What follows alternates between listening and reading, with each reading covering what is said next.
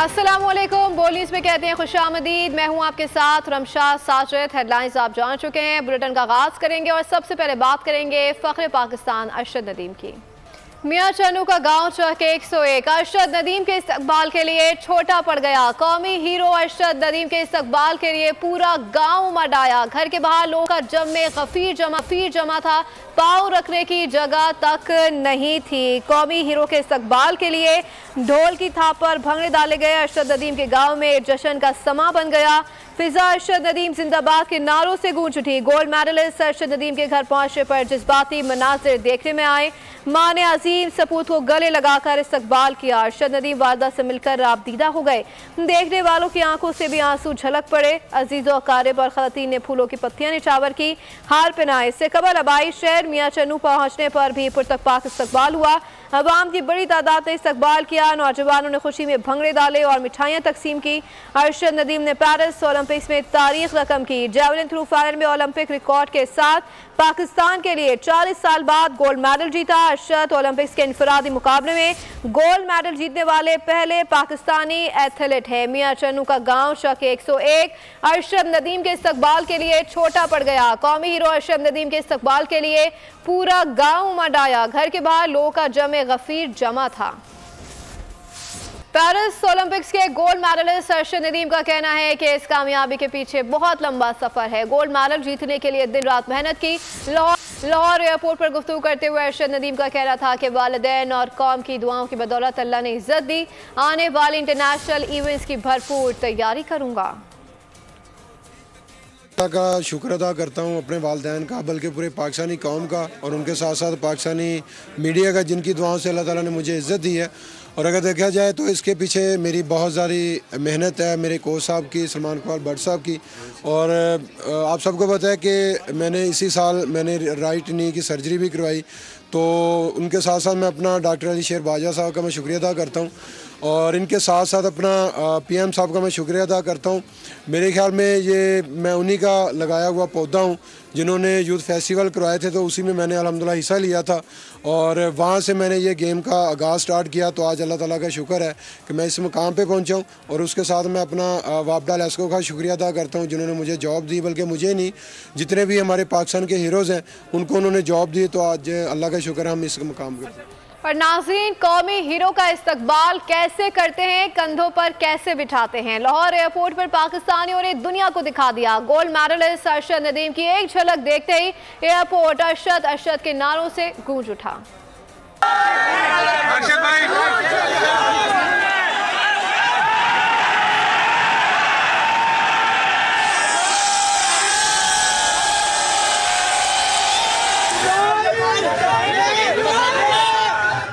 Paris Olympics में gold medal जीतकर तारीख रकम करने वाले कौमी हीरो अरशद नदीम के लिए 300 मिलियन रुपए की इनामी रकम और तोहफे की बरसात। हुकूमत पाकिस्तान, सूबाई हुकूमतों समेत कई शख्सियात, इदारों और तंजीमों ने इनामात देने का ऐलान किया है। सदर मुमलिकत आसिफ अली जरदारी ने ओलंपिक्स में रिकॉर्ड कारकर्दगी पर अरशद नदीम को हिलाल इम्तियाज से नवाजने की हिदायत कर दी।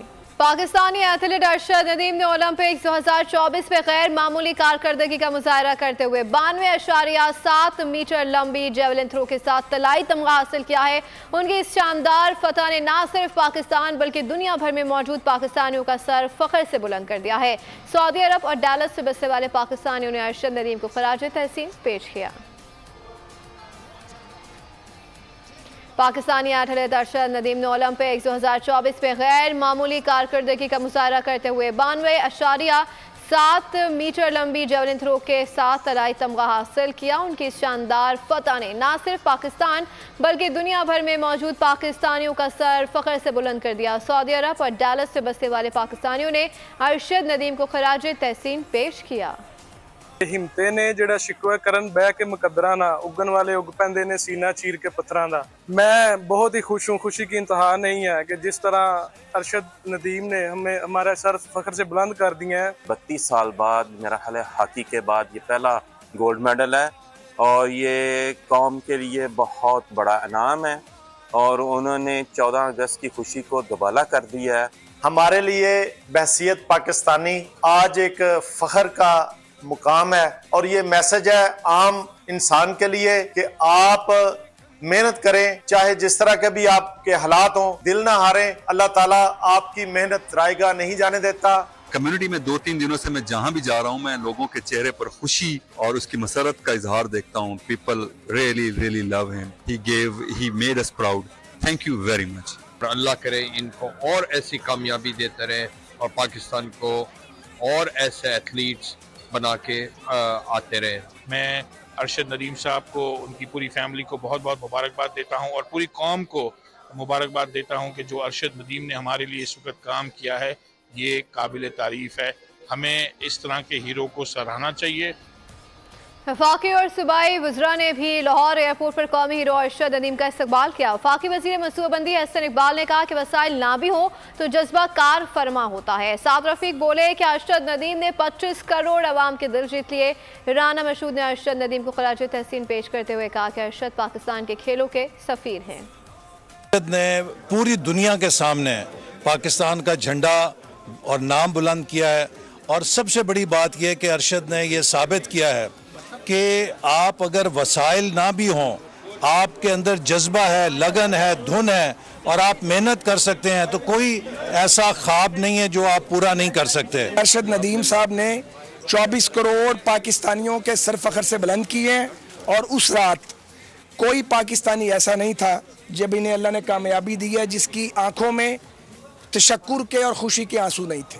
अरशद मिसाल है इस बात की कि अगेंस्ट ऑल ऑड्स आज इसने पाकिस्तान का जो है नाम बुलंद किया है और स्पोर्ट्स कल्चर का और स्पोर्ट्स एम्बेसडर है पाकिस्तान का अरशद है हमारा। 8 बजे अरशद ने कहा कि चोपड़ा 1 मीटर आगे है। मैंने हौसला दिया, कहा कि तुम्हारी थ्रो 4 मीटर आगे होनी चाहिए। अरशद नदीम के वालिद का कहना था कि बेटे की तैयारी में हुकूमत ने साथ दिया, मसाइल की कमी रास्ता नहीं रोक सकती। मीटर अगे आ रहा सी, मैंने पूछा बेटा की है, अबू मैंने कोच अच्छा लगे, दौड़ मुझे अच्छी लगी है। मैंने कोच ने कहा कि बेटा प्यार ना ठीक है जी। फिर जनाब 11 बजे 5 मिनट 8 बजे मैं हाँ हूँ दस किधर राजी है, मैं हूँ कहाँ राजी होगा हूँ तू 4 मीटर गए हुए दूसरा फिर मना थापी दे मैं थापी मसला 4.5 किलोमीटर दे मैं बड़ा औखा पा रहा इस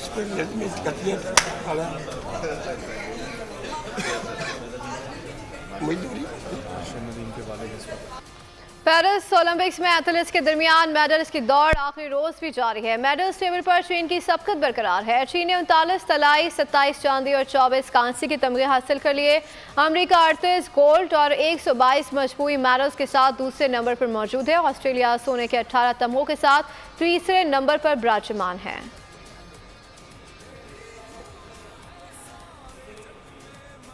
महकमा स्पोर्ट्स पंजाब के ज़ेर एहतमाम सूबे की तारीख की सबसे बड़ी आज़ादी मैराथन रेस का लाहौर में इनेकाद किया गया, जिसमें हज़ारों कौमी और बैनुल-अक़वामी एथलीट्स ने शिरकत की। रिपोर्ट करेंगे अफजाल अब्बासी।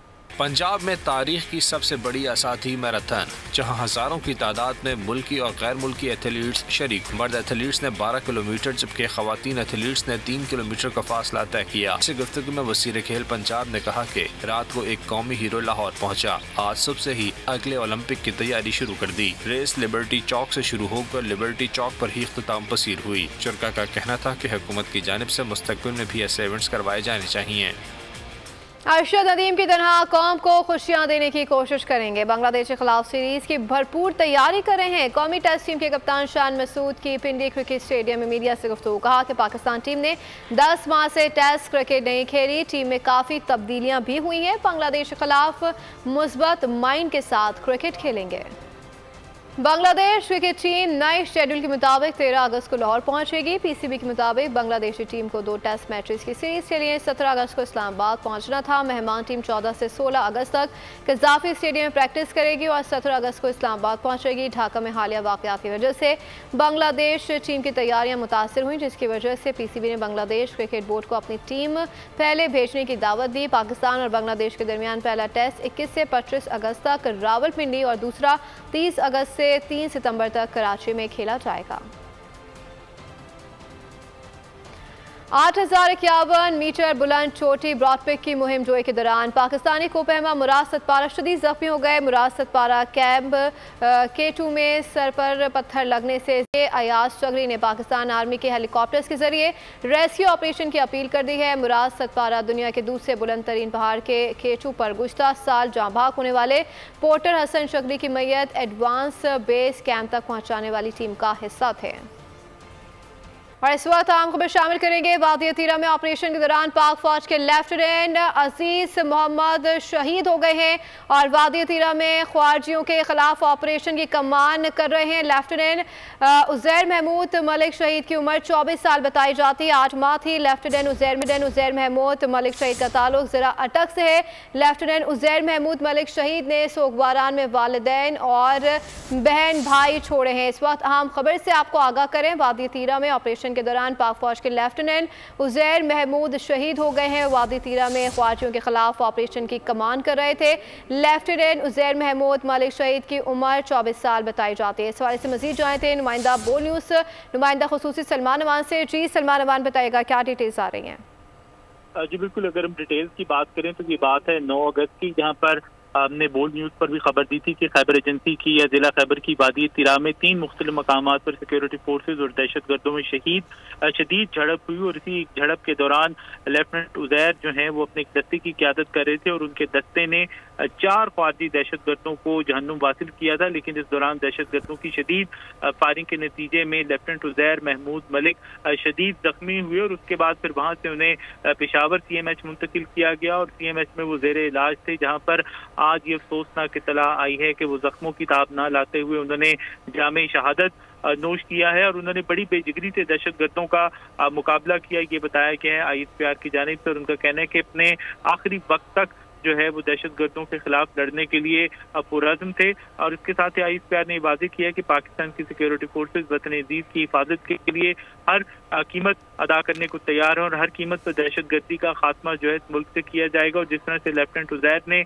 अजीम नजराना पेश किया है, अजीम जान का नजराना पेश किया है, एक अजीम कुर्बानी दी है, उनकी और उन जैसे दीगर बहादुर सपूतों की कुर्बानियां हमेशा याद रखी जाएंगी। अगर हम बात करें लेफ्टिनेंट उजैर की तो उनकी उम्र सिर्फ 24 साल 8 माह थी और उन्होंने मजमूई तौर पर 3 साल 7 माह वतन अजीज के दिफा का अजीम फरीजा अंजाम दिया। उनका ताल्लुक जिला अटक से था और उन्होंने अपने सोगवारों में वालिदैन के साथ अपने बहन भाई उन्हें छोड़ा है। जी बहुत शुक्रिया। नुमाइंदा खुसूसी सलमान अवान आगाह करे थे। वादी तीरा में ऑपरेशन के दौरान पाक फौज के लेफ्टिनेंट उजैर महमूद शहीद हो गए। आपको बताएं कि सदर, वज़ीर आज़म, वज़ीर पंजाब समेत दीगर रहनुमाओं ने अक़लियतों के कौमी दिन पर कायदे आज़म के अक़लियतों के हुकूक़ के वादे पर कायम रहने के अज़म का अयादा किया। कहा कि पाकिस्तान ने अक़लियतों को सियासी, समाजी और माशी तौर पर बाइख्तियार बनाने के लिए मुताबिक इक़दाम किए हैं।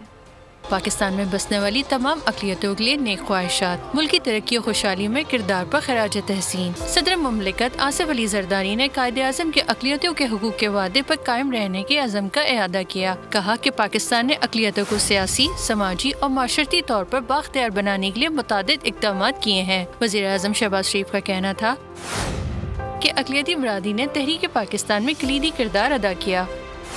अक़लियतों के हुकूक के तहफ़्फ़ुज़ और इनकी तरक्की और खुशहाली के लिए हम पुरअज़्म हैं। इधर वज़ीर आला पंजाब मरियम नवाज़ का कहना था कि इस परचम के साए तले हम एक हैं, सब एक ही गुलदस्ते के खुश रंग और खुशनुमा फूल हैं। वज़ीर आला सिंध ने इस मौके पर अक़लियती बरादरी को मुबारकबाद दी। चेयरमैन पीपल्स पार्टी बिलावल भुट्टो ने कहा कि अक़लियतों के हकूक़, तरक्की और बाख्तियार बनाने के बुनियादी उसूलों पर कभी समझौता नहीं करेंगे। जबकि स्पीकर कौमी असम्बली अयाज सादिक ने अपने पैगाम में कहा कि आईन पाकिस्तान मुल्क में बसने वाली अक़लियतों के हकूक़ के तहफ़्फ़ुज़ की ज़मानत देता है। मरियम नवाज शरीफ ने जो कहा कर दिखाया। पंजाब भर के अक़लियतों की आवाज़ बन गई। मुल्की तारीख में पहली बार पंजाब असम्बली का पूरा इजलास अक़लियत के लिए मुख्तस। वज़ीर अक़लियती उमूर रामेश सिंह तारीख़ी इक़दाम पर सरशार। कहा कि मरियम नवाज ने हल्फ उठाते ही अक़लियत को सर का ताज कहा, जिस पर उन्होंने अमल किया। सब मिलकर अक़लियत के हुकूक़ के लिए आवाज़ उठाएंगे। शरपसंद अनासर के अज़ाइम को इत्तेहाद और इत्तेफाक के साथ नाकाम बनाना है। हिंदू, मुस्लिम, सिख, ईसाई सब मिलते हैं तो एक अकाई बनते हैं। पंजाब का विजन था, CM पंजाब का विजन यही है जब वो कहती है अक़लियत मेरे सर का ताज है। अक़लियत को हम ऐसा इन्वायरमेंट, कंड्यूसिव इन्वायरमेंट देना चाहते हैं जहाँ पे अक़लियत के अंदर डर और खौफ की फ़ज़ा हो, जब रात को सोए तो उनको डर और खौफ की फ़ज़ा से भरा तौर पर। मेरे लिए वो जो उनका एक स्टेटमेंट है, that is not statement, that is a mission, that is a vision. Now that is a मेरे लिए गाइडिंग प्रिंसिपल है, और मैंने उसी मिशन को किस तरीके से ट्रांसलेट करना इनटू एक्शन, वो तो बीइंग अ मिनिस्टर मेरा काम है। JUI ने PTI को मुज़ाकरात के लिए बुला लिया। मौलाना फजलुर रहमान ने JUI मुज़ाकराती कमेटी को मुज़ाकरात की इजाज़त दे दी। असद कैसर को मुज़ाकरात का पैगाम दे दिया गया। कमेटी बानी PTI से इजाज़त लेकर JUI को मुज़ाकरात का वक्त और जगह बताएगी। ज़राए के मुताबिक JUI को PTI की तरफ से KP के असम्बली तहलील करने के मौलाना फजलुर रहमान के बयान पर तरदीद पर तहफ़्फ़ुज़ात थे। एक और हुकूमती नाकामी, बिजली के टैरिफ पे होश रबा इजाफा भी पावर सेक्टर ना सुधार सका। भारी बिजली बिल्स टैक्सेस के बावजूद सालाना रेवेन्यू गैप कम ना हुआ। वजारते पावर की दस्तावेज पे बड़ा इंकशाफ सामने आ गया। डिस्कोस का सालाना रेवेन्यू गैप 1264 अरब तक पहुँच गया। पावर सेक्टर के चैलेंजेस रवा सालाना भी बरकरार हैं और पावर सेक्टर में इंसदादे चोरी मुहिम और टैरिफ में इजाफे के बावजूद सालाना रेवेन्यू गैप का बड़ा चैलेंज बरकरार है। दस्तावेज के मुताबिक तकसीम कार कंपनियों ने ना दहिंदगान से 365 अरब रुपए की रिकवरी करनी है। इसी के साथ खबरों में फिल वक्त इतना ही। मजीद बाखबर रहने के लिए विजिट कर सकते हैं हमारी वेबसाइट boldnews.com। देखते रहिए बोल्ड। सब्सक्राइब करें और बेल दबाएं ताकि कोई खबर रह न जाए।